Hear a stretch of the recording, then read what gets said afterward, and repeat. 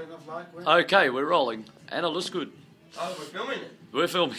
Is that cool? It's all good. This is Pete Feenstra, www.getreadytorock.com, talking to the mesmerising guitar player that is John Butler. Yeah. BBC Club London on whatever date it is. I don't know, John, what date? It doesn't really matter. No, but 2010. 2010. Sometime in March. The year of your new album, April Uprising. That's it. When's that coming out? It's coming out the 5th of March.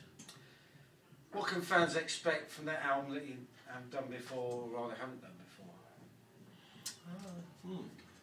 Well, I think it's a bit more focused and more song-driven and a bit more electric guitar. There's still great musical moments, but just a lot more focused on the songs, rather than the musicianship, which I think is probably a good direction to head as a songwriter. Although having just seen the three-piece band, your band, they were some magnificent colorations there, interplay, definitely, and Caribbean pans. A bit of steel pans, you know.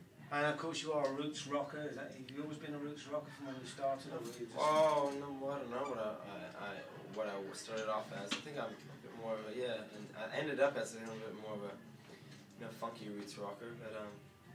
But yes, I don't know where I started off. I started off as a five chord, strummer, and then finger picking and Celtic instrumental. Yes, there's certainly Celtic element. Kind of bluesy slide rocky thing. I know. I was always into alternative music, Smiths and Morrissey and James Addiction and hip hop and Sabbath and what have you, Killing Welsh. It doesn't matter what it is as long as it's good. But you're a groundbreaker because you drew all those elements together, of course, that a lot of people haven't done really. Oh, okay. Yeah. I don't know, if I'm a groundbreaker.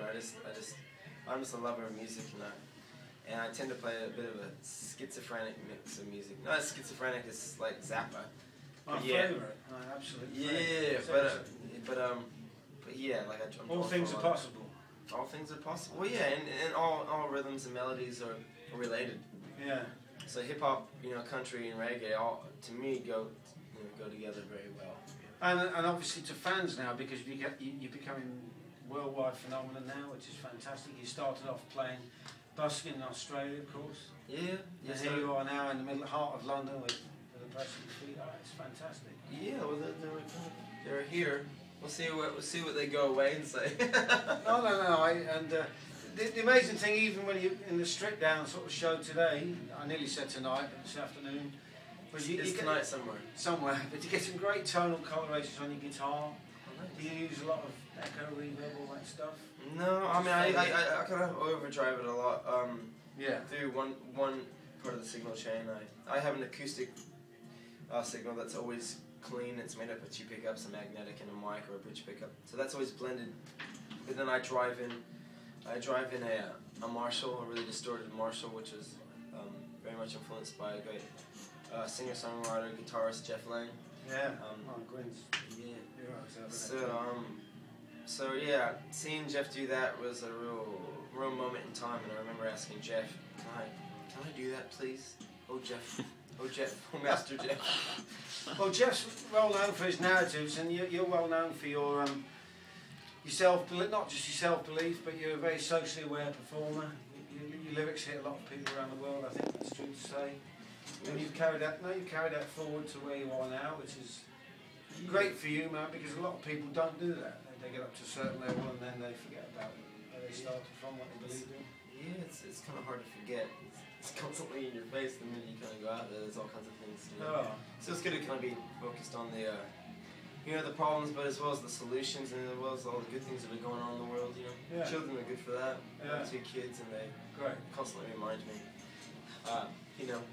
how nice human beings can be. It can be, And what about your project, The Seed? Can we talk about that? Sure.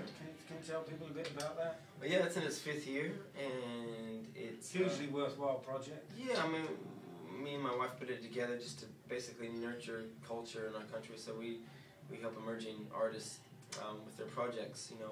Some people need $3,000 to create publicity for their exhibition, or to press CDs, or to make the artwork, or to record, or whatever it is, and we just look for really hard-working artists who are going to do it anyways. Yeah. And we give them money to help them through their projects. I mean, we believe Give me some money. Yeah, I believe that in the culture is the most important thing for people to find a sense of place and a sense of context, pride. Or just stuff, belonging, especially in a young country, a young kind of colonized country like Australia. We're still adolescent, so we need to nurture culture, as much culture as possible, so we can find a sense of place. I think it makes life a nicer place to be. Did you find it difficult when you first started yourself to try and find that kind of sense of place?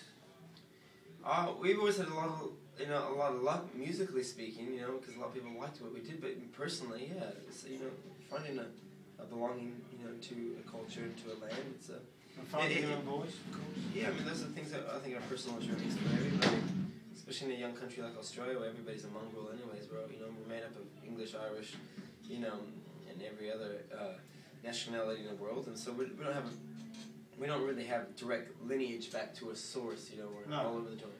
But that maybe explains the Celtic kind of references to your music. It definitely explains the schizophrenic kind of musical influences, that's for sure. Okay, we're going to talk about the single, which we've got in my hand here, One Way Road, there it is. When's that coming out? It's out now. It's out now. It's been going really well in Australia and America, and it's out here as we speak. Great. And okay, we should really wrap things up by talking about your tour over here, which starts when? We come back in April and May. Yeah. I think you're playing the Hammersmith. Yeah. Do you want a support act? Which would be a great, Already got one. Absolutely fantastic gig. West London, which has been long been a stronghold for Australians, New Zealand, and everybody else, and it's been fantastic talking to you. Likewise. You're a real humble guy. Your music's fantastic. I wish you well. Well, likewise. You seem like a really nice fella. Thank you very much indeed. He's not, he's a bastard. So love in on getreadytorock.com. Gwyn Ashton on the camera. Thanks very much and good afternoon. Beautiful. Appreciate it.